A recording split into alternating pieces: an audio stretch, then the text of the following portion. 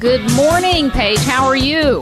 I'm well, Margaret. So nice to be here with you. Yes, we are, again, excited to have you on today. And with your background, I tell you what, this is just a perfect topic because we see this constantly with our clients with collectible assets and they don't know what to do with them. Exactly. Well, I'm so glad to hear this.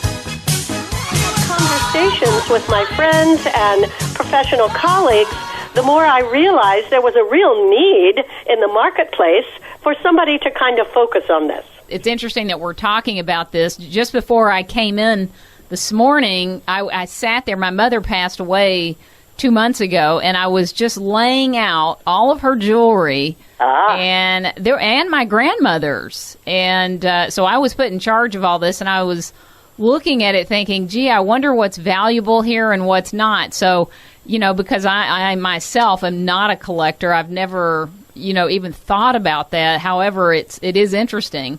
It is. And in the case of fine jewelry, certainly you could have some very, very valuable pieces there. But the interesting thing is even costume jewelry now, particular manufacturers, Bakelite has become hugely collectible. Certain brands of rhinestones, I think Weiss is one that's highly collectible and actually can have quite a bit of value, even though you might, at first blush, think of it as costume jewelry and what could this possibly be worth. You would be surprised. Well, are you the person that, myself or a client of, any of our clients, when they need advice in this area, that's what you do, right? Well, exactly. The first thing that has to happen, Margaret, is a determination, as you just posed in the situation with your mother and your grandmother's jewelry. Mm-hmm. The first thing we have to figure out here is, are these valuable assets? Do you want to sell them if this is a valuable asset?